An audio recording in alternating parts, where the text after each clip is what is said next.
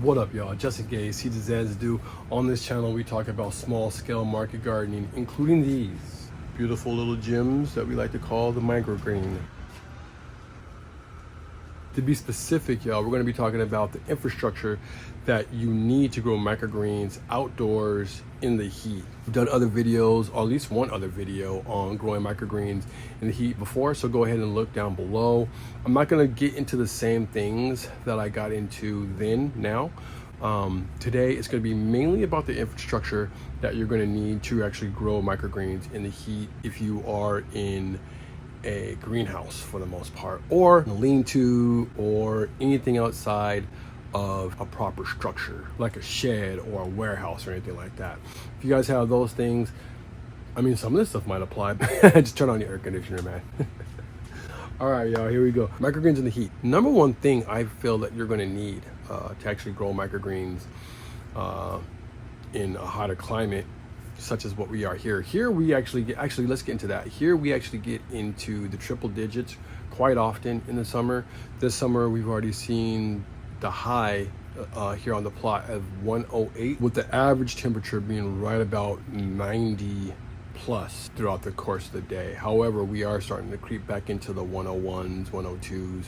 We kind of do hang out there as well. So basically what I'm saying, y'all, it gets really damn hot. Now, a lot of you guys have actually expressed interest in learning how to grow microgreens in the heat. I'm gonna be straight up honest with you, y'all. Growing microgreens in the heat to me is way easier than growing microgreens in the cold. That's why I got a gang of growing microgreens in the cold videos, and only like one for growing microgreens in the heat. And for what I've seen on my search, I think I might be one of the only people talking about growing microgreens in the heat. So the infrastructure that you're going to need, at least that I find you're going to need, number one is shade cloth. You see, as you can see, it's kind of everywhere in this greenhouse. We have a 50% shade cloth that we ride up on top, right? And we also have some 20% that we actually will drape down on this table, just in case the 50% isn't enough.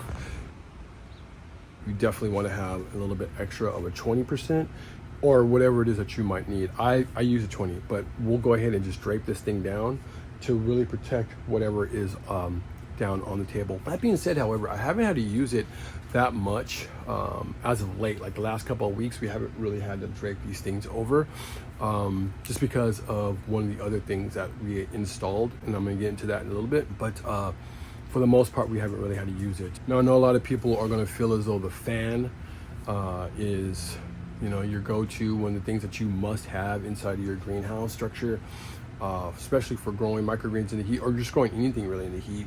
I have found that that is not true, even though there's a fan going on in the back. That fan, as well as the fan that I'm looking at right now, they don't really do a whole hell of a lot, to be honest with you. What I'm utilizing them for now, more so, is for, you know, I guess I might as well show you. The only reason I really utilize a fan now is just to kind of help circulate this mist. This mist is why I haven't had to cover up this table that much with the shade cloth as of late, just because it's sending out a lot of just water on top of our greens, really helping out the leaves a lot to make it to where they don't wilt nearly as fast. So the shade cloth plus this misting system has really, I mean, really helped us out, man. The amount of loss that I'm having due to the heat this year is far, far, far less than any other year that I have since I've implemented this part of infrastructure. Give me a second, I'm gonna turn this off. We just don't really need it right now. Anyway, the fans really help circulate the mist around, and that's really the only reason I really use fans here on the plot or in this greenhouse. This isn't really infrastructure, but it's definitely a practice that we use, especially when it gets really warm, and that is the amount of seeds that we'll use in each one of our microgreen trays. We now reduce that, not too much, so basically like maybe like a milliliter. So basically, if we in the winter are seeding out like at a 60 mil, we'll now drop that down to like 59 mil or 58 mil, just enough to where we don't really see that big of a change inside of the weight of our microgreen trays. However, we do see a dramatic reduce in the amount of damage in the form of mold in our microgreen trays. So that being said, we actually just cut down the amount of seeds that we actually use in the trays. That reduction really helps in everything kind of having enough space to make sure that it can grow properly. In the winter, it's not that big of a deal. It's a little bit different. I know you guys have heard me, especially in the last series, which we still need to finish. So getting to that, and I'm gonna jump back onto what we're talking about. We will circle back. I have one more to do for you guys, and that's the radish. Please forgive me if you guys have been waiting for the radish to come out. I just haven't been home consecutively enough to do that whole video. We're showing you the couple different trays that we like to use, especially if you go back and watch the microgreens for beginners, the overview. We actually use, here on the plot like we were getting at before, we'll actually use a slotted tray. Like I said before, they're dirty on my day off. So we'll use a slotted tray or a tray with holes. This is a 1 1/4 tray. A lot of people refer to them as a 1-inch tray. And then we also will use a 2-inch tray. Now we normally will use a 2-inch tray with holes, and then also we'll use them without holes. I'm about to bring it on home. So without holes in the summer, this summer, y'all, has not been good for us at all. The amount of water that has been staying in here has just been basically heating up the soil too much and then dampening off the roots of our microgreens, just leaving us to having a bunch of just dying microgreen trays, man. So I had to go through the majority of these trays. This is like one of the last ones. I think there's a couple more. There's about another stack that I need to do. However, we've been going through and putting holes just with the soldering iron, just putting holes. I'll do like, I don't know, 9 to 12, maybe a little bit more if I feel a little crazy. We'll just put holes in them just to make sure that that water is draining out properly.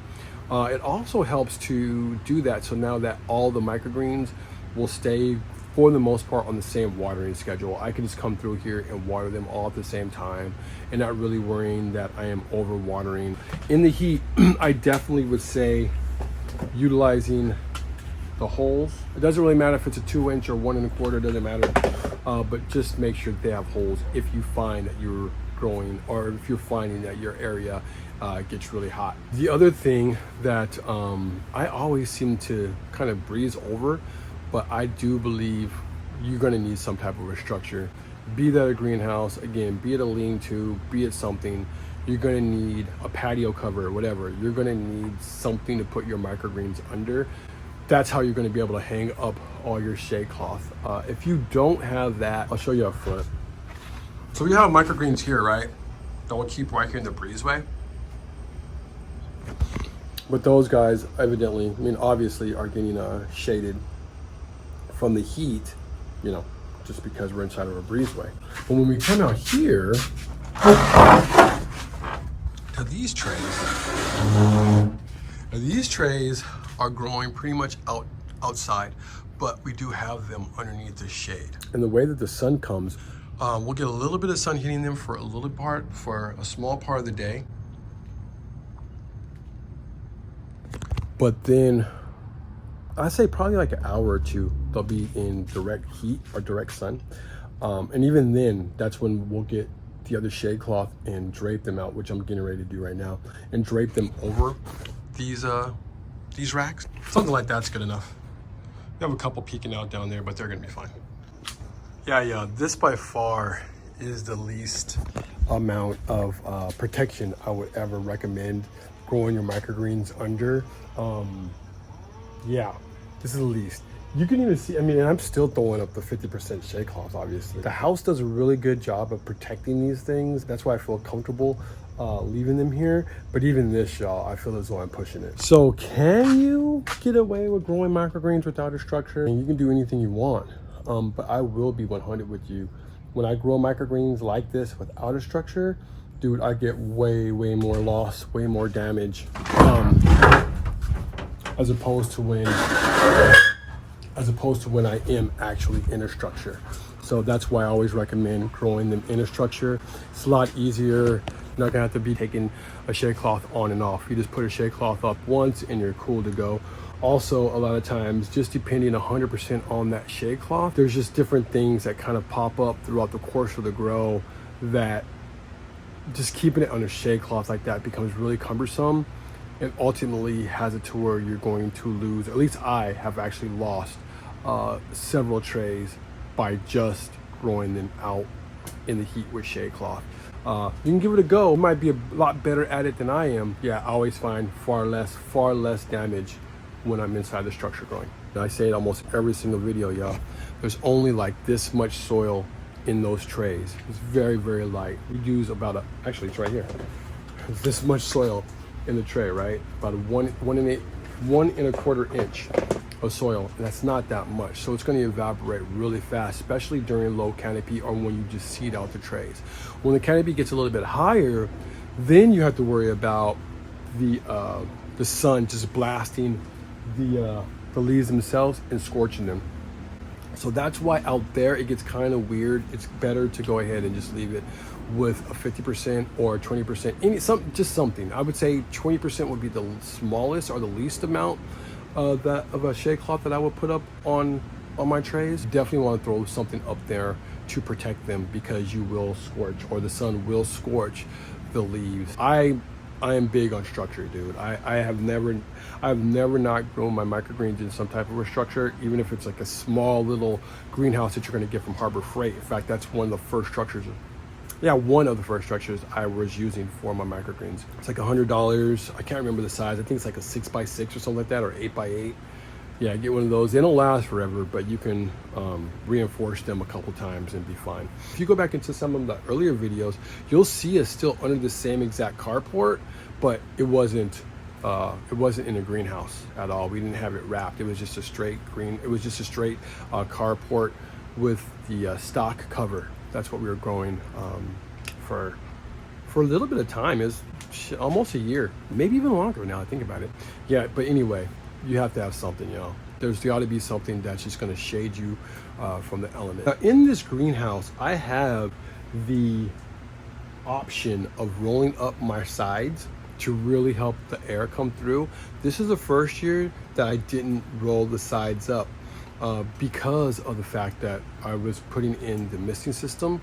There's one other thing that I'm going to be installing in here as well. It's really going to help us stay cool in here. If I wanted to, I can also put in some type of air conditioning unit.